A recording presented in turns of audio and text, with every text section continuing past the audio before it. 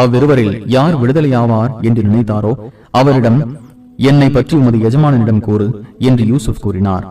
அவர் தமது எஜமானனிடம் கூறுவதை ஷைத்தான் மறக்க செய்துவிட்டான். எனவே அவர் யூசுப் சிறையில் பல வருடங்கள் தங்கினார்.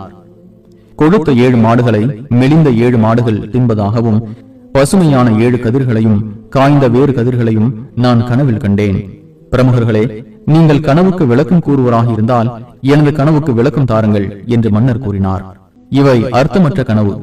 அர்த்தமற்ற கனவின் விளக்கத்தை நாங்கள் அறிந்திருக்கவில்லை என்று அவர்கள் கூறினர். நான் உங்களுக்கு அதற்கான விளக்கம் தருகிறேன், என்னை அனுப்புங்கள் என்று அவ்விருவரில் விடுதலையானவர் நீண்ட காலத்திற்கு பின் நினைவு கூர்ந்தவராக கூறினார்.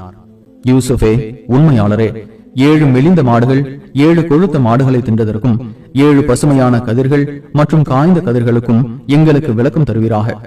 மக்களிடம் இத்தகவலுடன் நான் திரும்பி செல்ல வேண்டும், அவர்கள் விளங்கிக் கொள்வார்கள் என்றார். தொடர்ந்து 7 ஆண்டுகள் விவசாயம் செய்வீர்கள். அறுவடை செய்தவற்றை உண்பதற்காக குறைவான அளவை தவிர மற்றவற்றை கதிர்களுடன் விட்டு வையுங்கள்.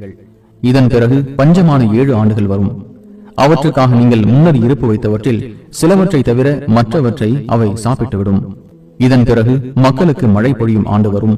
அந்த ஆண்டில் பழரசங்களை பிழிவார்கள் என்றார். இதை கேட்ட மன்னர், அவரை என்னிடம் கொண்டு வாருங்கள் என்றார். மன்னரின் தூதுவர் அவரிடம் வந்தார். அதற்கு யூசுப், உமது எஜமானிடம் சென்று தமது கைகளை வெட்டி கொண்ட பெண்களின் நிலை என்ன என்று அவரிடம் கேள், என் இறைவன் அப்பெண்களின் சூழ்ச்சியை அறிந்தவன் என்றார். யூசுஃபை நீங்கள் மயக்க முயன்ற போது உங்களுக்கு நேர்ந்தது என்ன என்று அரசர் பெண்களிடம் விசாரித்தார். அதற்கு அவர்கள், அல்லாஹ் தூயவன், அவரிடம் எந்த ஒழுக்கக்கேட்டையும் நாங்கள் அறியவில்லை என்றனர். இப்போது உண்மை வெளிப்பட்டு விட்டது. நான் தான் அவரை மயக்க முயன்றேன். அவர் உண்மையாளர் என்று அமைச்சரின் மனைவி கூறினார்.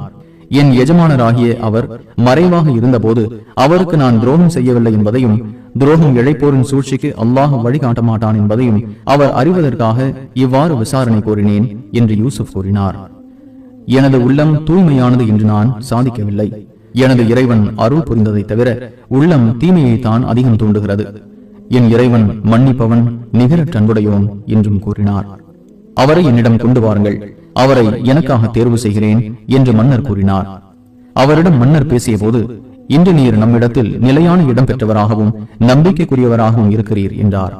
இப்பூமியின் கருவூலங்களுக்கு அதிகாரியாக என்னை நியமியுங்கள், நான் அறிந்தவன், பேணி காப்பவன் என்று அவர் கூறினார். இப்பூமியில் விரும்பிய இடத்தில் வசித்துக் கொள்ளும் வகையில் இவ்வாறு யூசுஃபுக்கு அதிகாரம் அளித்தோம். நாம் நாடியோருக்கு நமது அருளை வழங்குவோம், நன்மை செய்தோரின் கூலியை வீணாக்க மாட்டோம். நம்பிக்கை கொண்டு இறைவனை அஞ்சுவோருக்கு மறுமையின் கூலியே சிறந்தது.